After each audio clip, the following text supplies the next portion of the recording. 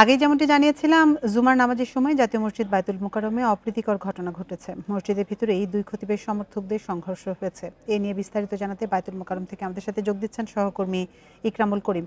ইকরাম, এই মুহূর্তে বায়তুল মোকাররমের পরিস্থিতি কেমন দেখছেন?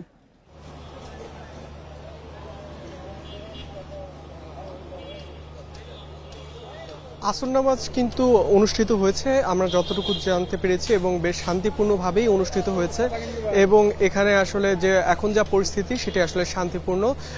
মুসল্লিদের সঙ্গে আমরা কথা বলেছিলাম, এখন আসলে সে দুপুরের যে জটিলতা ছিল জুম্মার নামাজের সময় এমন কোনো বিষয় আর এখন নেই।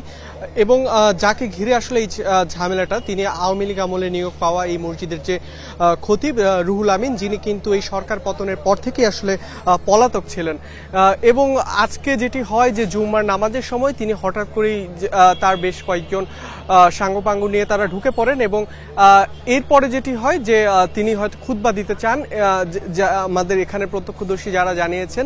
তো এমন সময় আসলে একটা বাক বিতণ্ডা থেকে কিন্তু আসলে উত্তেজনার তৈরি হয় যে তিনি আসলে এতদিন পর কোথা থেকে আসলে এখানে এসে হাজির হলেন, এবং তিনি কেনই বা আবার এখানে এসে হঠাৎ করে খুতবা দিতে যাচ্ছেন, সেটি নিয়ে কিন্তু সাধারণ মুসল্লি যারা ছিলেন তাদের মধ্যে প্রশ্ন তৈরি হয়। এবং তার সঙ্গে যারা তার অনুসারী যারা ছিলেন এবং যারা এই বায়তুল মোকাররমে অন্যদিকে বর্তমান যে খতিব যিনি বক্তব্য রাখছিলেন মুফতি ওয়ালিউর রহমান, তো তার অনুসারী এবং তার অনুসারী দুপক্ষের মধ্যে কিন্তু একটি হাতাহাতির ঘটনা ঘটে। এবং এর পরের যে চিত্রটি সেটি কিন্তু আসলে একদমই অপ্রত্যাশিত।